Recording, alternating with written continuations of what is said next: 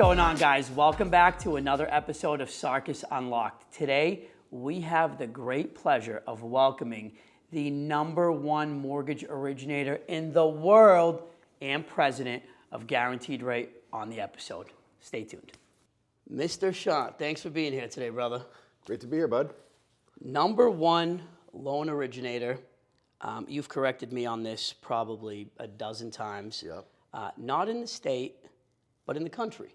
Let's say the world for all that matters. For the world. Yeah. In the world for all that matters. And you've obviously jumped into a new position. Yep. As president of Guaranteed Rate. That's right.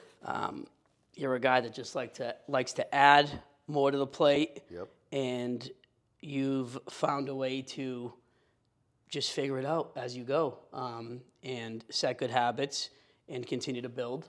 Yep. And you know, your goal from what I see is to go from good to great. But let's start it off with just the roots, the family, telling us a little bit about, where it all started, man. I mean, I know that you didn't speak English up until you were 5 years old. Yeah. So explain just the family dynamic, where you started. It's something I take a lot of pride in. I think we can relate to that. Yep. My parents immigrated to the United States in the late 70s. So I'm the firstborn, right? And, I saw my parents come here. My dad, was educated. My mom was working really, really hard, and they had to kind of start from scratch here. And my dad built my mother came from Lebanon. My dad came from Iraq. So we're practically cousins. Yeah, we are. We're cousins. We're Armenian, and a big Armenian community in Watertown, which is where we ended up. And they just worked extremely hard. They were young, right, and worked extremely hard. And I learned. I remember just watching from a young age, just seeing and appreciating what they were doing for us. But they were always also around for us. Hard work was important. Family was also very, very important. And my parents were great role models. They were tough. They were gritty. They were smart. And me and my brothers picked up on that.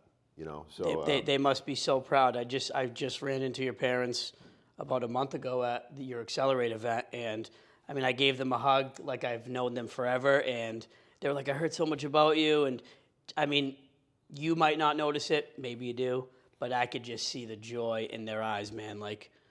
It's what every parent wants. They obviously raised an unbelievable man, and they obviously paved the path for you. But what happens, obviously, we're raised in a certain way. Our parents were both immigrants. Yep. Coming here from different countries, not knowing, the culture here and not even knowing how to speak English. Yeah. So they did as best as they could. As best as they could. Now you and I are both girl dads. Yeah. And, I know that you take great pride in being a husband and a father. You're a, family man first, and family always comes first for you. I know that. Tell me a little bit about being a girl dad, the sports, the life, and, what you want your kids to learn from you and what you want out of being a father at the end of the day and a family man. Wow, that's a big question. As quick as you can, you know what I mean? Right, so here's what I'd say. Regarding what you said earlier, I feel like, my parents did the best they could. And so I feel like it's my responsibility to kind of take it to the next level and do the best I can with the opportunity they gave me. And that, but they taught me from the very beginning, family comes first. And I've got 3 beautiful daughters and an amazing wife who's been with me from day one, when literally we had nothing. We met in college. And so we've raised an amazing family. I think what's important to us is we help them become really, really good people with great perspective, right? And I think my parents did that for me, and I think part of that comes from being having that immigrant mentality, where I always remember to this day thinking this is an amazing country where there's unlimited opportunity and freedom and the opportunity to become the best version of yourself, right? And I try to instill the same in my kids, right? And what I worry about sometimes is my kids are not going to have the same kind of adversity as my parents had, or maybe we had, because That's the worry. That literally goes through my head every trip I go on. Every time I buy them something, I'm like, is this a bad move? Yeah, it's you just try to do the best you can, right? And so I think I think maybe in the absence of maybe some adversity, like you just kind of have to have like really great conversations, right? And Yeah. and they're going to have their own kinds of adversity, right? So like, I think we're just kind of coaching them up when they have their struggles, communicating with them, being in partnership with my wife, right? I think that's really important, and she's made me a way better human, and having 3 daughters has made me a much better person. But it's, you just try to help them grow, help them become independent, help them become confident, and then the reality is like they are going to have their challenges and kind of help them get through it.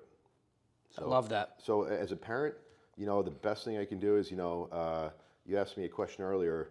I want to lead from in front with them and also empower from behind. It's both. I right? love that. As a parent. That's powerful. So, yeah. And you want to be able to give them, what you've worked so hard for. Like, I mean, my first trip anywhere with my family, aside from going to Lebanon, was going to St. Thomas when I was like 20 years old or 21 years old. Yeah. My daughters have been to like 12 different places, 3 different countries, and for us, it's like I try to explain to them, this isn't normal. Yeah. Like, this isn't the norm. Yeah. And Jovi gets mad at me from time to time when I tell her, like, I'm taking Isabel courtside, and she's like, I don't really love that. Like, what's she gonna do when, a friend asks her to go to a game and they're sitting in the, 40th row? Yeah. And I'm like, babe, like, she's gonna enjoy the game when she goes with me. She's gonna know it's a treat. It's not every night. Yeah. And she'll enjoy the game from the 40th row, because that's what our goal is. 100%. To raise humble, good kids who don't take anything for granted. Yeah, I mean, I think, it's those conversations, right? Like, I think, one, I couldn't agree with you more. My favorite things to do in the world are the experiences with my family. Like, I live for our vacations but even just like the one-on-one time, the road trips, with the sports, that's amazing because you get a lot of one-on-one time with each kid. In the car. In the car, yeah. Dude, it's crazy. Like, when I go from, Monday night dinner at my in-laws to my house and Isabel's in the back seat, she will tell me everything. Yeah. She'll tell me about the kid that bothered her in class. She'll tell me about the math test she has on Friday. And it's like, what happened to, like, when I just saw you at my in-laws' house, like, and at Daitan Jindo's house? And she's like, I don't know, like, she just, because it's that, they feel safe. Yeah. I realize that they feel safe because there's no eye-to-eye contact. They're in the back seat, and they're just talking away, and it's great.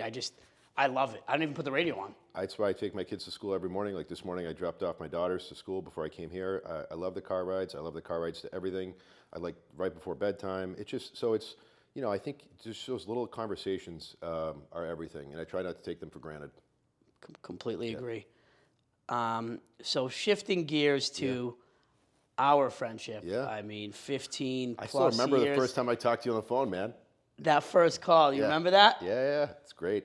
It's, and it's funny because I remember I was thinking about obviously doing this today, and I just remember, like, from the minute I talked to you, I remember liking you right away. I was like, I want to help this guy. And you couldn't help me at that time, but you pointed me in the right direction. No, but I just like knew, and like I remember you saying something to me on that call. You're like, dude, if you just like point me in the right direction, help me get this figured out, like.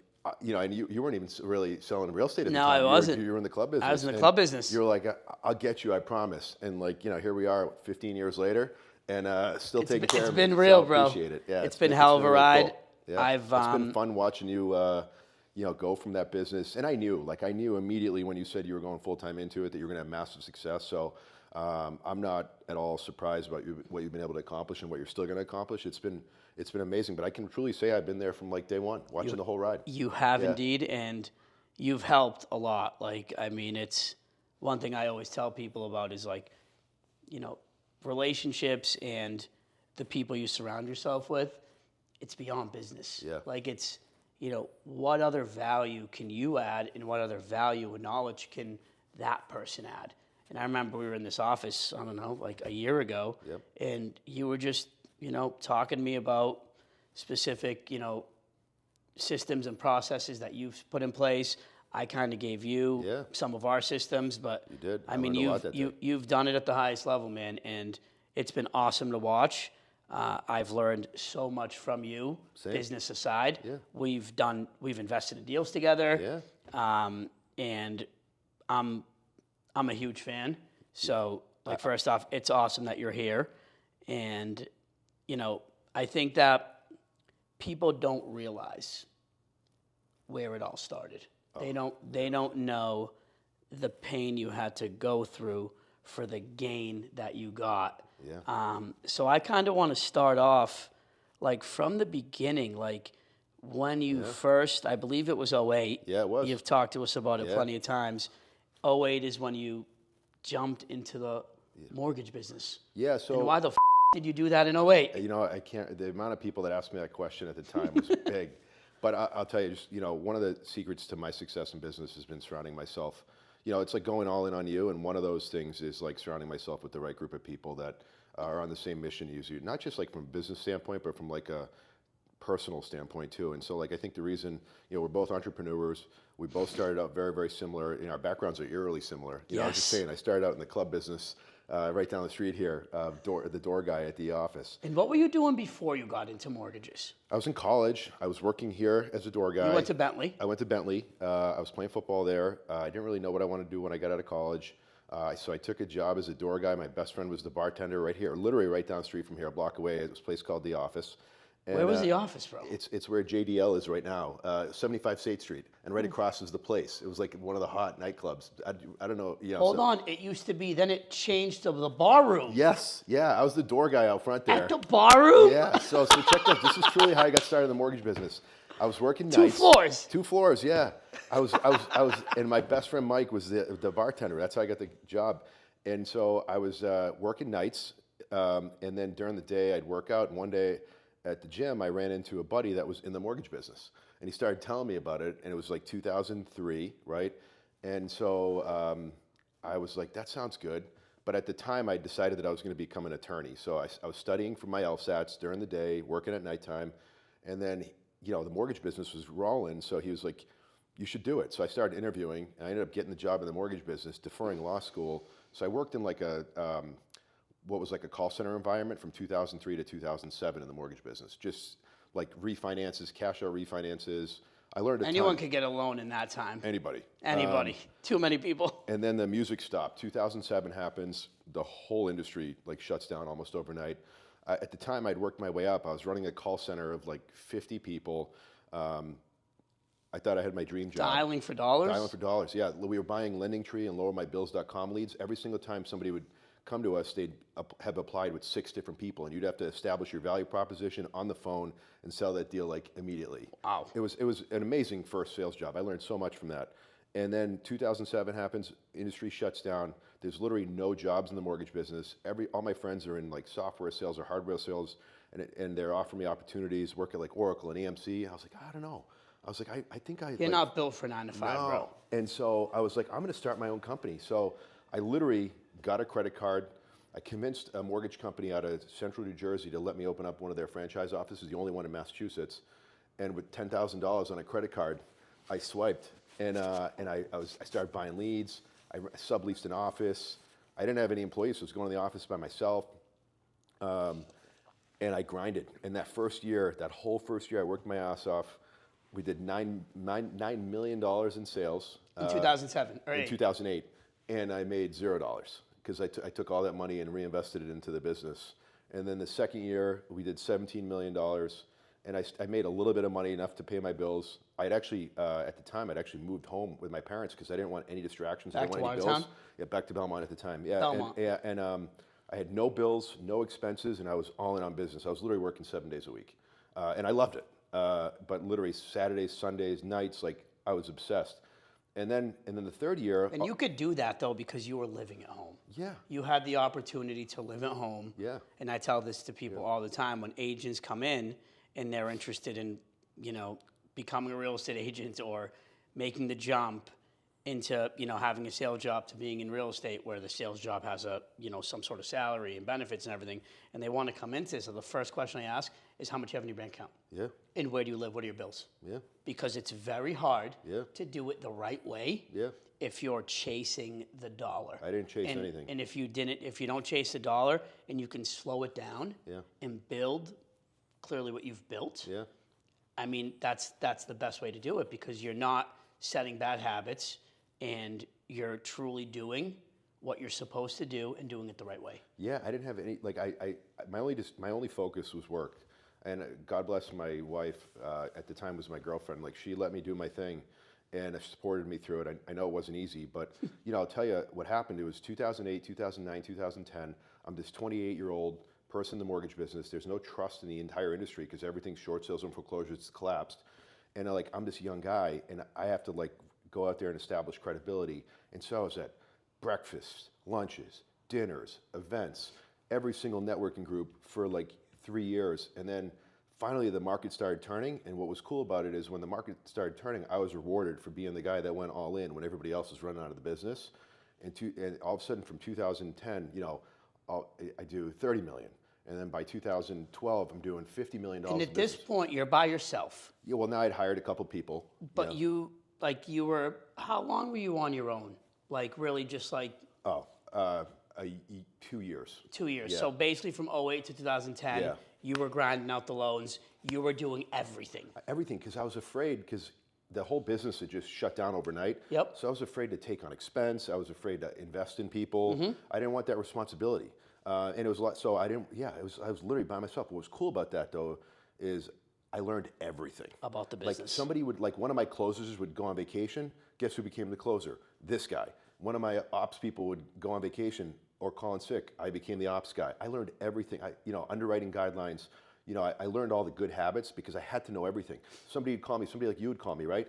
And and they'd be if I'm talking to a big time agent, if I'm talking to George Sarkis today and I'm brand new, and you start asking me questions, I got to know the answers. Now, if my 28-year-old self, you start firing at me, I'd be I got to call you right back. I'd go find the answer and then call you back, right? And I did that for as long as I could. And then eventually you start learning everything. And you wrote everything down. Yeah, I did. I was obsessed. I was going home. I'd get this book in the mail. Now everything's in computer. I'd get this book. It was underwriting guidelines every quarter. And I'd go home from Fannie Mae, Freddie Mac, and FHA, and I'd read the books start to finish. I'd be highlighting. I did more studying in the mortgage business those first 2 years than I did in 4 years at Bentley combined. But that's what I was doing. I was either make it or not. It was there wasn't an option of failing. It was awesome. It was the best thing I ever did. I look back at it, like you said, what the hell were you doing starting a mortgage business in 2008? It was a crazy idea for a 28-year-old kid to do it, but now in hindsight, it was the best timing ever because there was a massive vacuum for somebody to come in, be an advisor, be a guide, work really hard, stand out, do things a little bit differently, and I got rewarded for it. Yes, you did indeed. And other people got rewarded for it. And that's what happens when, shifting to starting a team and a company. Yeah. This isn't a, mom and pop anymore. No. This is a company that you started. Yeah. The Shant Banosian team, Yeah. once again, Yeah. for those who don't know, #1 in the world.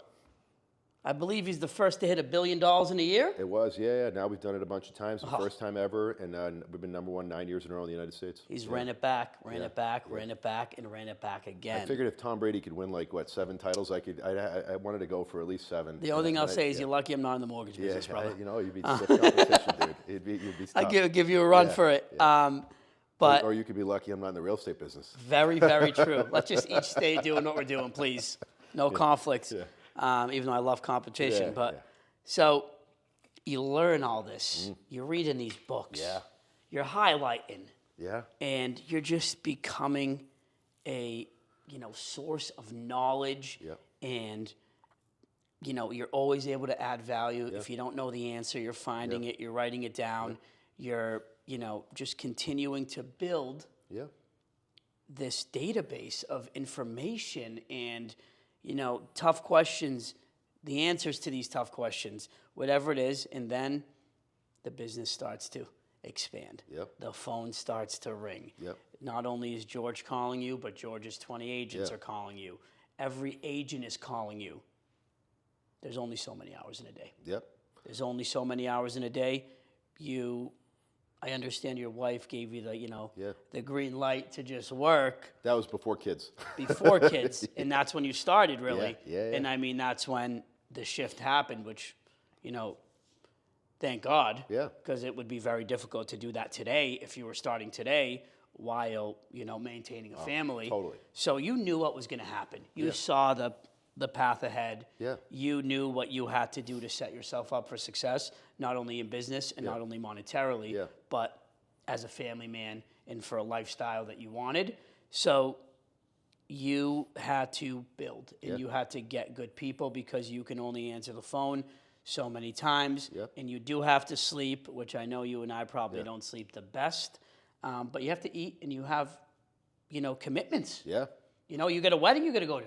Yeah. You had your wedding day. Yeah. You had the birth of your child, of your kids, of, your first daughter, your second daughter, your third daughter. And it's like, you can't be there at specific moments. So when you were looking to build the team, where did you start? What did you look for? And what mistakes did you make? You've made a lot, but let's keep it, the biggest. Okay, cool. I mean, my motivation to build my team truly was my lifestyle that I wanted to have. I remember the biggest pain points, Tony Robbins will say, everything comes from pain or pleasure, right? My pain points were like being on my honeymoon, getting ready for my wedding and not having support and being like, I got to go do this stuff. Like I disappeared on my honeymoon for like 7 hours at the business center in Greece to get stuff done because I had no help. You're not right? the only one. Yeah. So and there was times early on in my life I was like, I got to change things. And then on top of that, I saw a massive opportunity that based on the way we were outvaluing like our competition, like if I could just and the demand for what we were doing was big, that I knew I had to scale. So there was two different motivations. So one was opportunity in business because I felt like what we offered, like we got it. So if we could have more people that understood what the obstacles and challenges my clients and my partners are facing, and we could come up with it, being the solution. Like there was a massive need for that, but also like just I wanted to have a great life. Like I believe you can have it all. You can have a successful business, and you can have a successful personal life. You don't have to choose one or the other, but there's only so much time in the day. So I wanted to hire a team, and when I came to Rate, that's when my eyes opened up because I was working 24/7, and there was all these people doing so much more business than me, and I realized they were just leveraging and scaling their day a little bit better. I was acting like a salesperson. They were acting like business owners. And so I decided around 2012 or 13, I'm going to become a CEO of my business, not just a salesperson within it. And so the mistakes I made, initially I tried to hire a bunch of me's, right? And like I didn't need more of me's. I needed a bunch of opposite of me's. They weren't mistakes. Yeah. You know what I always say? What's that? They were lessons in disguise. Yeah, you're 100% right. Massive growth, all the good stuff. All the best things I've learned in my career have been when I've been punched in the face, right? And that person that left you, the person you had to let go of, the person you hired and realized was not the right fit. Yeah. How do you know without going through it sometimes? You have to. There's nobody's given a handbook. I wish I could have read the handbook and hear success. I could read underwriting guidelines, but it's So once I realized like I needed to hire. Like I wanted to be the CEO and I wanted to be the rainmaker. I didn't need more rainmakers and CEOs. I needed a bunch of people that would do all the stuff that I'm not good at and I don't want to do, but they love to do it and they're great at it. And I delivered a much more well-rounded experience. And then I realized I needed to train them, and we needed, I was so impressed when I came in here last year, and like you showed me your playbook of like your systems and processes, right? I was blown away. I was like, here he is asking me for information. I'm like, holy cow! Like, he's got all the answers in here. So. We never have all the answers. So that playbook that you saw a year ago, I can't even imagine. You know how many times it's been edited and ripped apart and added to, and it's just you have to continue to audit. But what happens is most people are like, okay, one, it's really hard to hire people, right? But let's just say you hire somebody and you get the right person, you put them in the right seat, you have to support that person. Like it's not fair to assume that, okay, I hired them, now they've got it all figured out. Like train, coach, mentor. And so there's got to be systems for that. There's got to be communication, expectations. So it's a learning progress. But like I tried to build out one department at a time. Every time I'd hit a ceiling, I would try to evaluate like where's my ceiling. So like I remember I hired Liam, who's with me. He was my first employee. He was like my sales assistant. Now he runs my entire sales team, right? I brought in business development because I couldn't get out anymore and see everybody as much as I wanted to. Shout out Johnny. Johnny, is he walking yet? He's close. He's walking. He's close. He's almost off the injured reserve. I mean, he's someone that puts a smile on and comes around and makes everyone feel special. Especially when, once again, you can only take one call, but you can also be you can only be at one place at once. Yeah. So I was like, all right, what's it? Again, I didn't want to be just a salesperson. So what's a business have? Business has sales. It has operations. Lisa massively took me out of our operations altogether, and I've never gone back in because she's better at it than I am. It has marketing. It has client retention. It has customer service. It has, and it's evolving. In a year, I'll probably have an AI person, right? Like it has it has like all these different things, technology. So like you try to just evaluate your business, understand where your ceilings are, why you're not growing anymore, and then go out and find the right person. I used to try to do everything myself and come up with all the ideas. Now I've realized if I go out and find the right person, if I bring in the right person, they're going to bring the ideas and they're going to manage those systems and processes. I'm the visionary. You're always going to be the idea guy, Yeah. in my opinion. Yeah. But you're going to always pass those ideas off. And they're going to execute. And they're going to execute, but they're also going to they're going to evaluate them. Yeah. And they're going to be like, dude, that looks great. Yeah. But logistically, how are we going to execute this? Yeah. Are you going to be able to do this? Yeah. Are you going to be able to do that? Like, I'm reading a book right now. It's a really good book. It's called Essentialism. Oh, I love that book. It's amazing. It's literally about, Yeah. you know, it talks about what is essential in your life. Yeah. What is a priority? Did you know that the word priority was introduced to the English language in the year 1400? It was only singular until 1920. It was singular until 1925. No one used it plural. Yeah. So then the word priorities Yeah. came into play in like 1926, and that's because if everything's a priority, nothing's a priority. Yeah. And it's like, what is the priority today, and what are you actually looking to accomplish? Yeah. And for you, like going through these different departments and being like, okay, and then like when we have ideas, you and I are always going to have ideas as CEOs and visionaries. We just throw them out sometimes, and we just need to have someone see if it can actually stick, if it's even worth it. Yeah. Because we sometimes don't understand the process behind it. Yeah. And then we realize, like, do we even have the time to do that? Yeah. And is this essential for the business? You know, like talking about building the team and continuing to grow it, and something that you've really built that is special that, you know, is now literally like a movement. Yeah. We have hats downstairs, I think. Accelerate. Yeah. Like you've built this massive, you know, real estate summit. How many years in a row now? 4 years. We just had 4 years in a row. Like that right there, first off, you couldn't build it without the amazing team you have. Yeah. So shout out to your team. You were the visionary. Yeah, it was. But at the end of the day, you're not an event planner. No, I'm not. I mean, you could have called me. I could have probably helped you with that a little bit. Yeah, we would have got you guys out of retirement. Yeah, BBP would come back. Yeah. But you were able to put this event together. Yeah. And you execute it flawlessly. It gets bigger and bigger every year.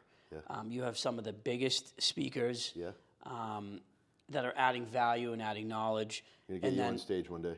One day, I'm still waiting, brother. I'm still waiting one of these days. I promise. I'm going to add value to all the agents. I know there's a little fear that you're going to think that I'm your favorite, but I promise I'll make you look good. It's all about value, buddy. But you do this and you invite everybody. Not only have you executed this, you allow people to go for free. Free, yeah.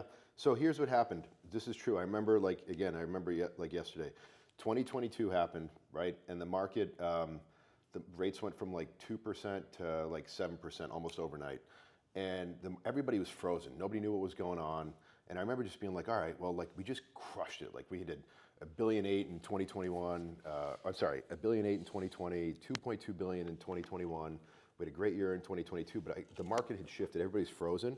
And I was like, what can I do? I feel like it's my responsibility as a leader in the mortgage business and the real estate industry to give back to my partners that just have taken care of us going all the way back to 2008.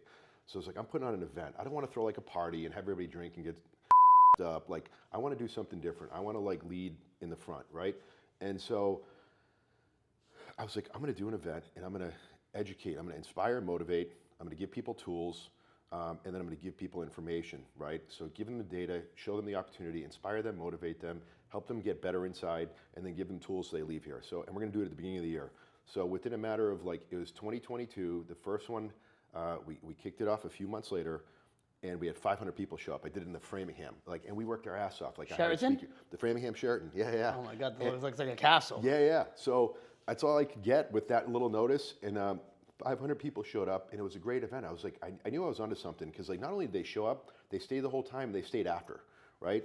And then I was like, and it just felt good. Like I was like, something inside was just so fulfilling to be able to give back to the community.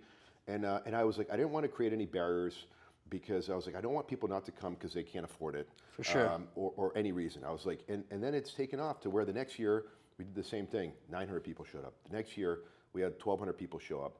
And we actually got kicked out of the hotel because they couldn't fit us anymore. They were like, we're not interested in you guys doing this event here anymore, because like they called the fire department. There were so many people. So I was like, this year, I was like, I want to go big. And so we called Gillette Stadium. And I was like, I got to bring in 4 Home of the killer champs. speakers. We went big. We got your boy Stanaj to come in Yep. and sing. Thank you for the hookup there. Of course. And it was like the best one we've done yet. And it, on the outside, it looks amazing. Behind the scenes, it's 6 to 9 months worth of work. Everybody's working really hard. And we just hope that, I take very seriously everybody investing their time. That's their most valuable resource. So for them to drive and show up there and take a day away from their business and their families, it's a big responsibility to have people do that. So I feel like we got to show up every single time. And so far, we've hit it 4 for 4 from what the feedback I've gotten. And you completely pause after these events, I'm assuming, and you take note. You look at the notes. Once again, everything is about documentation, auditing, and you completely, try to overall shift and make the improvements for next year. Yeah, we do a race report. What went well?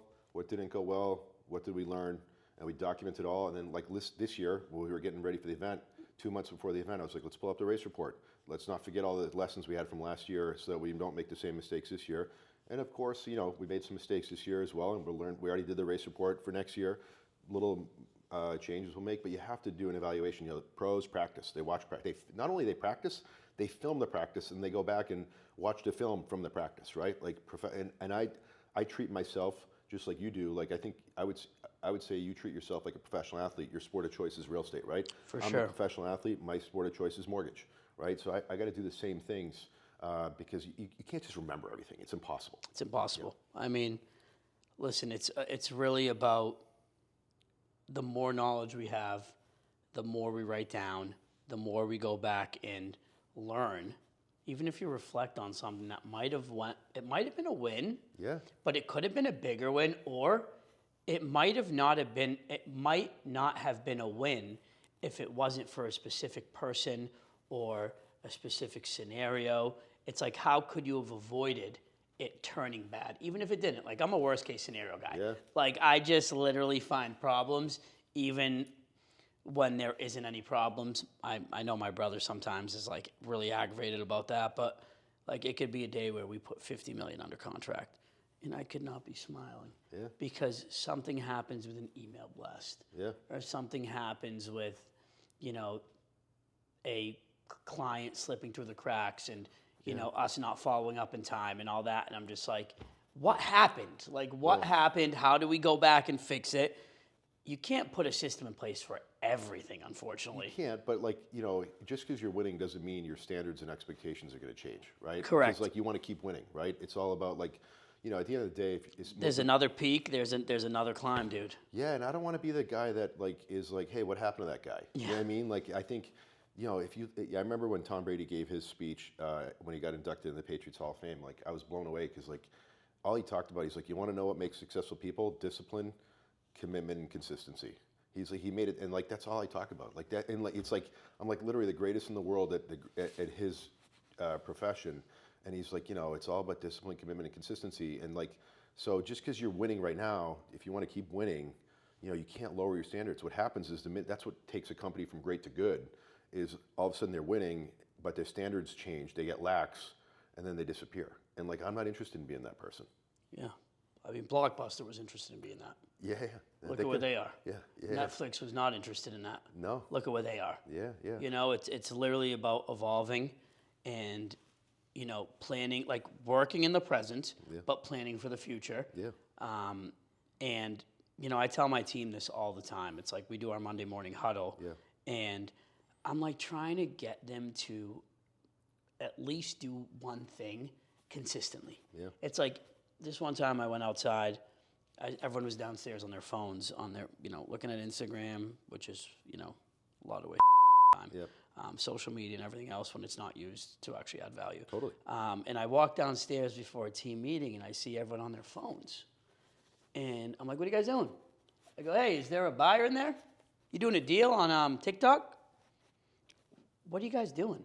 I said, and they're like, I go, I go, guys, it's 75 degrees and sunny outside. Yeah. We had just moved into this office. People are walking the streets, lunch, whatever.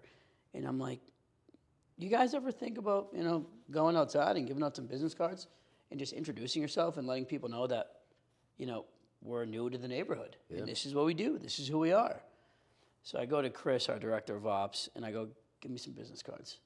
And I go outside, and I literally hand out 30 business cards in 5 minutes. Yeah. Some people just walked right by me. I'm all set. Some people took it. I ended up doing a $30,000 rental that week from one person in Beacon Hill. He reached out to me. I got a couple of the people in my database. Some people are actually still looking to buy a house right now. And everyone, all of my agents, whole team went up to the windows. Yeah. And they just watched me do it. And then that first week, people started doing it. Yeah. But it faded. Yeah. And it faded, and they didn't do it consistently.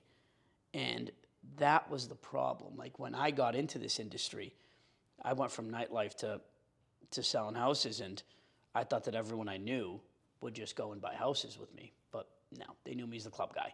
They knew me as the guy that would, reach for the red rope and let them in. Yep. And I didn't have any value, and I didn't have knowledge. Yep. So I had to start from scratch. Everyone's like, oh, you parlayed your nightlife network. It's like, no, I parlayed that later on. Yeah. Once I became, somewhat of a name. Yeah. I did that when I became, knowledgeable and reliable and built a brand. But like in the beginning, I had to start from scratch. Yeah, and by the way, I had to build credibility, and it takes time. But I would give out the business cards every day. I'd give out 30 to 40 a day, but every day, 5 days a week. Yeah. I would give them out to the barista at Starbucks. I'd give them out to an Uber driver. Whoever it was would get a business card.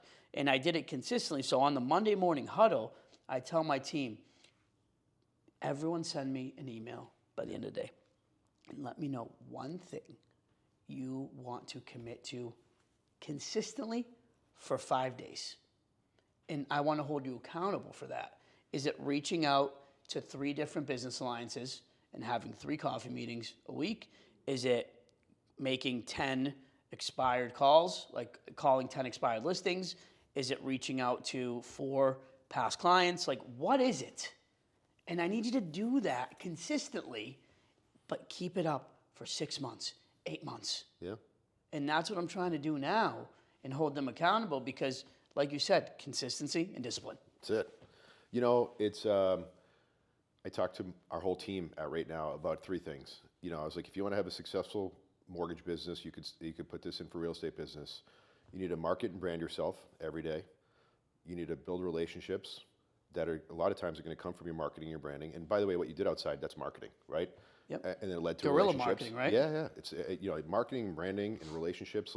And then those efforts are going to lead to leads, and you got to convert those leads. And you have to have enough. Like, if you do those 3 things, if you focus on marketing, branding, relationships, and lead conversion, you'll have a successful real estate and mortgage business.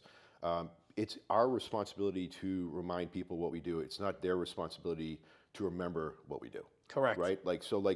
That's why I do social media. That's why I send email blasts to my database every single day. That's why I'm in this office presenting about the market. You're doing a little bit of everything. A little bit of everything because I don't know what's going to resonate with my audience. I agree. And I just need to talk to my audience every single day. Like, if somebody has a mortgage, wants a mortgage, or knows somebody that has a mortgage or wants a mortgage, I want those people, when they think about mortgage, to think of me, right? And so it takes a lot of work, and I don't know what's best. So I just try to do all of it, and I try to do it well, authentically to me, and I think I do enough that it works, but it's also evolving all the time.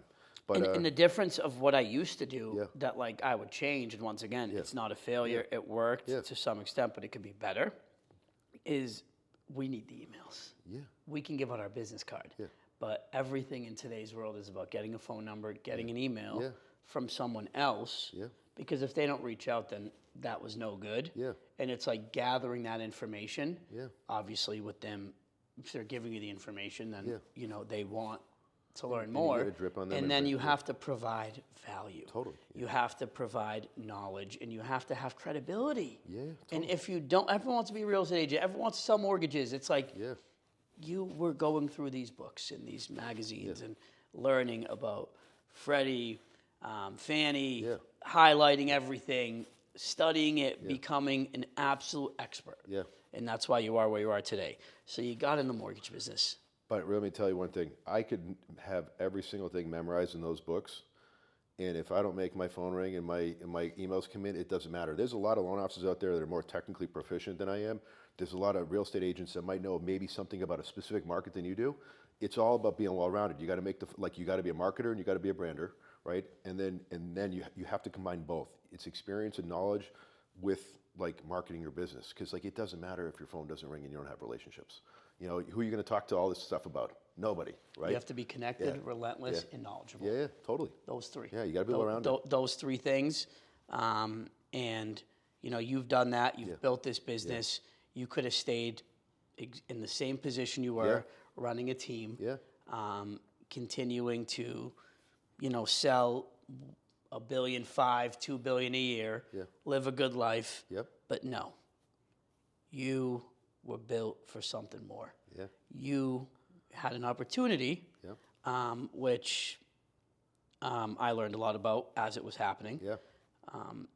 To You were become one of the few people I shared it with. Yeah. become the president of Guaranteed Rate, which is a publicly traded company. No, private. Privately. One of the largest private mortgage lenders in the whole country. Private, based out of Chicago. Yeah, headquartered. Yep. And you took on this title and responsibility to oversee the entire country Yeah. for Guaranteed Rate. Yeah. Why? You know what?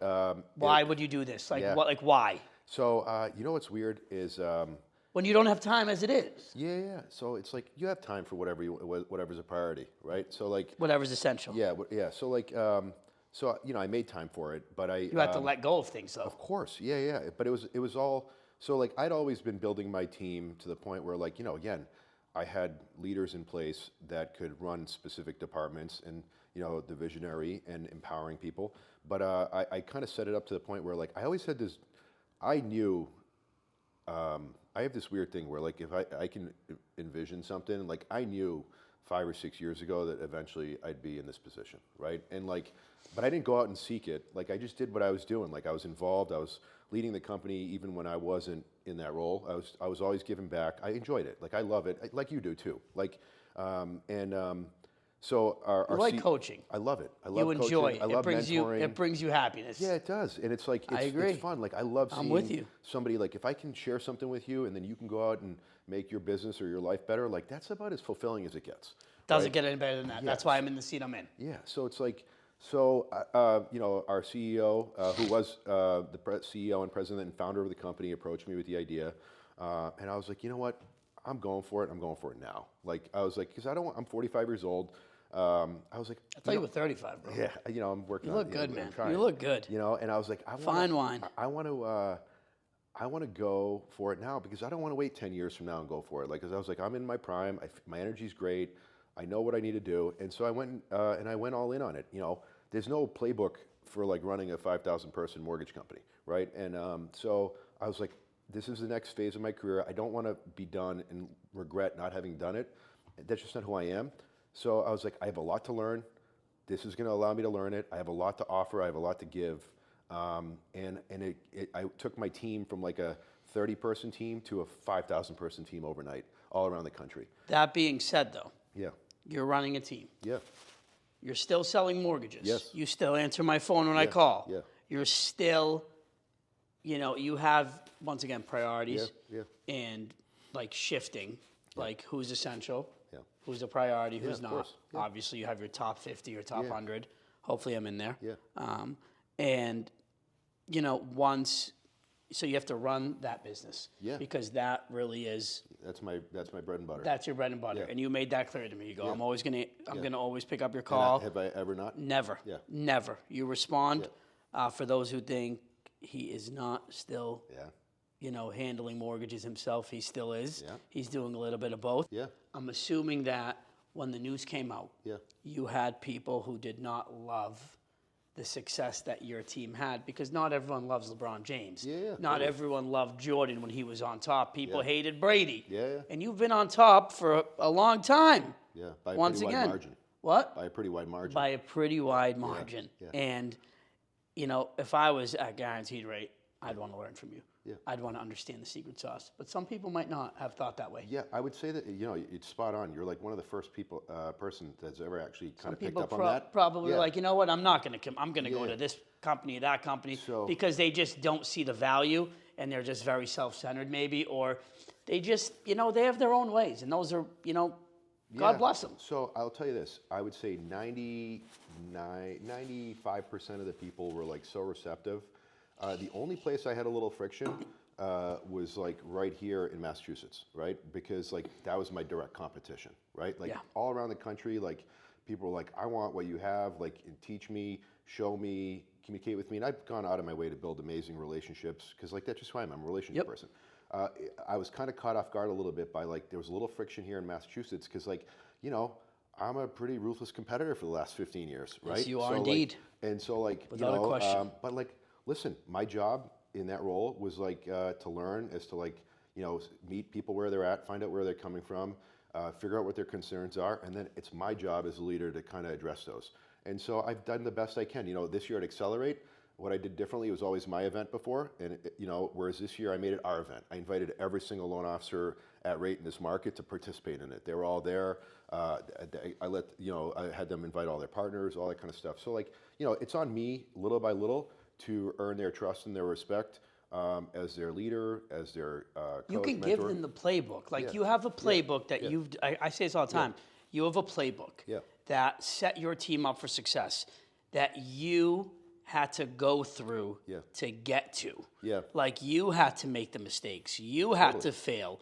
And now you continue to curate this not perfect, but like this powerful playbook that is set up for success. You're able to provide them with that. I am. And help them grow their team. Now, you can give it to them, but you can't make them do it. No. And not everyone is going to use it. Yeah, and the cool part is like, I remember talking to you the first time we spoke. I remember being in 2008, opening my business. I remember all the pain I've had. So I can truly relate to everybody. Like I've made every mistake. I've been in every phase. I didn't just like wake up and it started raining $1 billion a year in mortgages, like from the sky.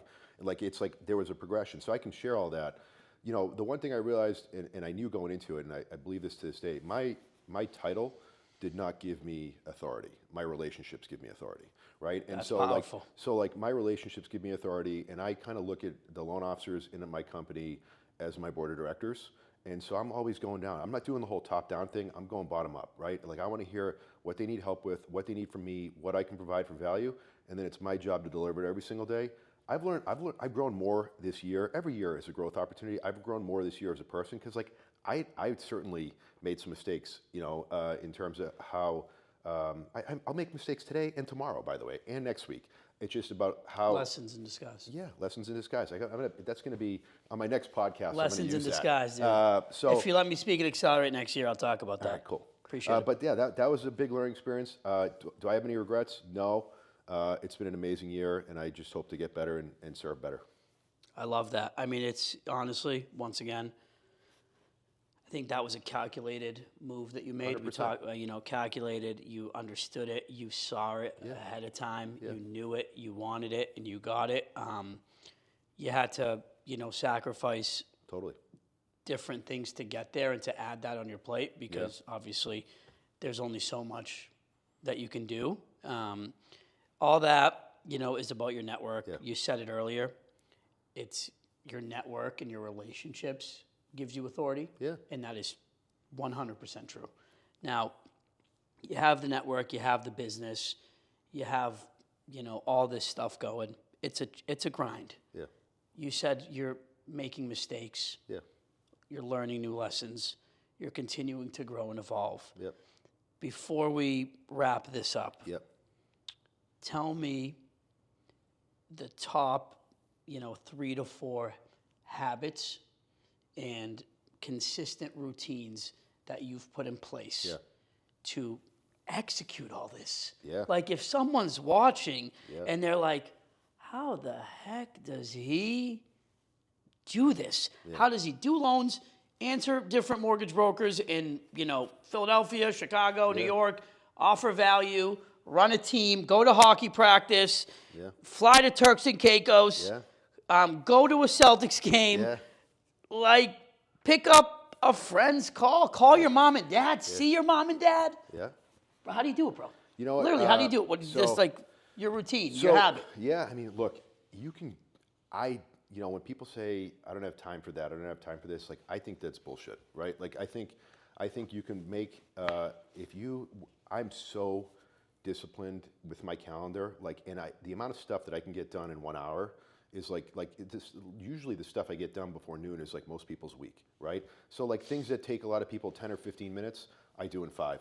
I'm great at saying no to things that don't add any value. I will say the biggest mistake I made in my career, and now one of the best things I've done is from the time I was 28 years old, probably even a little bit earlier, to probably the time I was like 40, I let my health completely go, right? And not like I didn't stop working out. I kind of always worked out, but like I got lazy with what I was eating. I wasn't sleeping good. I was probably out too much. And then a couple years ago, I was like, you know what? Not only am I going to like crush business, but I was like, I'm going to get my health back. Probably the single biggest thing I did. The way I start my day is the launch for my entire day. Like I wake up early. I wish I was, if somebody could have given me advice as like 22 years old, it would have been like, wake up early every single day. Like, you know, so now I wake up every single day at 4 o'clock. We're texting at 4:30 in the morning. Dude, you text me. Like, if you text me at 11, I probably won't respond. But 4 o'clock in the morning, I'm responding, you know? And it's like, so 4 o'clock I wake up, I meditate, I read every single day. I'm at the gym at 5 o'clock every single day. At 6 o'clock, 6:15, I'm home. If my kids are sleeping, I jump in the sauna for 15 minutes. If they're awake, I'm kind of rolling with them, get them ready, get them out the door. And like that is my launch for the day. So like those things, like I find time to work out. I find time to like eat clean now. You know, I got you know, our boys meal delivery every single Sunday, new tray, every single Shout out to the New Trade boys. Those guys, you know, I get my meals for the whole week. You have your Whoop that's I got my Whoop, holding you know? you accountable. I don't really drink that much anymore. You know, very rarely. I learned that not drinking is a cheat code. It is a cheat code. It's a cheat code. I read this book by Tim Ferriss. He wrote 2 of them. One was called Tools of Titans. The other one was Tribe of Mentors. They're about 400 chapters each, but they're all like 3 and 4 pages. That's where I first found out about your boy Ed Milet. He was in one of the chapters. So shout out Ed. He's been a mentor to me. He's been a mentor to me, and I don't even know him. I've just by listening to his podcasts. Ed, when you come to Boston next, you got to meet my guy Sean over here because I'd love that. He's a fan. Yeah, huge fan. So I got 800 chapters of these books, and it was the world's most successful people, the best at whatever they do, whether it's athletes, scientists, authors, speakers, whatever, like the world's most successful people. And every single one of them talked about how they're working out, how they're meditating, how they read, and how they are there. Like all these things, they all find the time to do it. Yep. So I'm like, if the world's most successful people can find, like, do you know a bunch of really successful people that are just like you know, that are just massive slugs? No.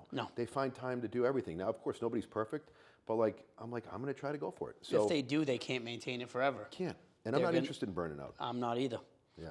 That's awesome, man. You've provided so much value. Yeah. I'm excited to continue to see your growth. Appreciate you being here today. Awesome. I was honored to be here. I was honestly pumped up. I woke up in a good mood. I was like, this is long overdue. Honored to be on here. Congrats on all your success. I feel like we should come back and I should interview you next time because I feel like you have a lot to offer. That I love that. You know, so congrats on everything you're doing. Thank you. Appreciate your friendship. Same here, brother. Likewise. Thank you.